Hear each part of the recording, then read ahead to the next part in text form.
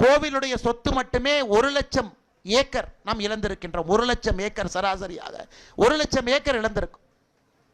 50 ஆண்டுகள் 60 ஆண்டுகள் கோவில் நிலத்தில் இருக்கக்கூடிய வணிக வளாகங்கள் ₹1 வாடகைக்கு 50 ஆண்டுகளாக தமிழ்நாட்டில் எத்தனையோ பேர் இருக்கிறாங்க. அதனால்தான் கோவில் மூலமாக, கோவில் சொத்துக்கள் மூலமாக அறநிலைத்துறைக்கு தமிழகத்தில் வரக்கூடிய மொத்த வருமானமே 300 கோடி தான்.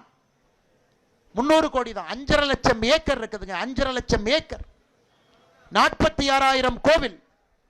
ஆனால் கோவில் சொத்துக்கள் மூலமாக வரக்கூடிய வருமானம் என்பது வெறும் 300 கோடி.